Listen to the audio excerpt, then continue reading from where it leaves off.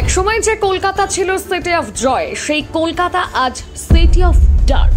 যে কলকাতা নিয়ে বাঙালি গর্ব করত, সেই গর্ব এখন কলঙ্ক হয়ে দাঁড়িয়েছে।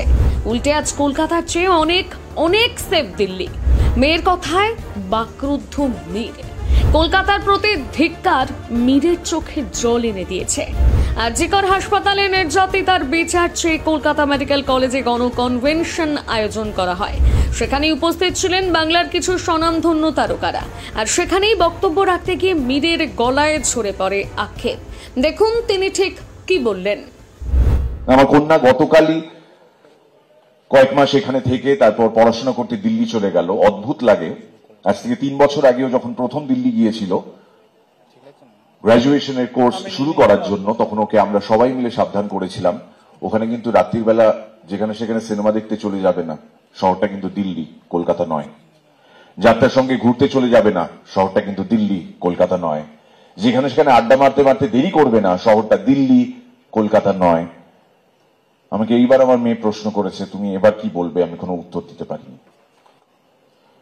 অনেক মানুষ যাদের কোনোদিনও মেরুদণ্ড ছিল না, তাদের মেরুদণ্ড ফাইনালি দেখা যাচ্ছে বাইরে থেকে।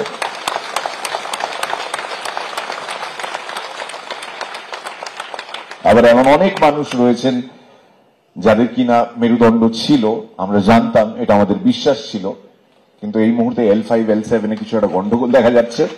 তারা ঠিক করে উঠে দাঁড়িয়ে সত্যি কথাটার পাশে দাঁড়াতে পারছেন না। মানুষকে কেউ তদন্ত করতে বলছে না, কেউ কোনো জবাবদিহি করতে বলছে না, শুধু পাশে দাঁড়াতে বলছে। যে মিটিং মিছিল নিয়ে আমাদের শহর জেরবার থাকতো একটা সময়, এবং আমরা উষ্মা প্রকাশ করতাম, আমরা বিরক্তিসূচক শব্দ ব্যবহার করতাম, গালাগাল দিতাম, আজকে মানুষ ঘন্টার পর ঘন্টা ট্রাফিক জ্যামে আটকে থেকেও এই সহনশীলতার পরিচয় দিচ্ছেন, কারণ তারা জানেন এটা বৃহত্তর স্বার্থে। যে আমার বেশ কিছু শিল্পী বন্ধু যারা সিনেমা, টেলিভিশন, থিয়েটার জগতের সঙ্গে যুক্ত, তাদের কাছে জনগণ জবাব চাইছে, কিন্তু তারা কোনো জবাব দিতে পারছে না, কারণ তাদের আনফর্চুনেটলি টিকিটটা অন্য কোথাও বাঁধা, এবং সেই টিকিট জোর আছে বলতে হবে। যেটা আনফর্চুনেটলি তারা বুঝতে পারছেন না, জনগণ কেন এই রোষ দেখাচ্ছেন তাদের প্রতি, তার কারণ খুব simple.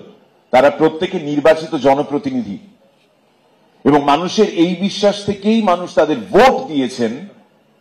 They have been elected to the utmost seat in this country, which is the parliament, শুধুমাত্র এই কারণে যে মানুষের কোথাও একটা বিশ্বাস ছিল যে আমাদের সমস্যার কথা, আমাদের কষ্টের কথা, আমাদের দৈন্যতার কথা এই মানুষগুলো গিয়ে সেখানে বলবেন। কিন্তু আনফর্চুনেটলি ওই যে একটু আগে বললাম, টিকিটে বাঁধা রয়েছে। তো ছেড়ে দিন তাদেরকে ট্রোল করার থেকে মনের মধ্যে গেঁথে নিন একটা বিষয়, ট্রোল নয়, you have a role to play.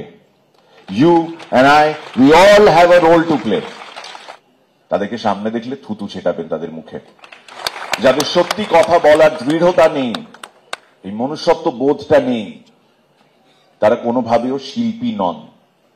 ক্ষমা যাদেরকে করবেন না, তাদের বিরুদ্ধেই এই আন্দোলন চলছে, এই আন্দোলন চলুক।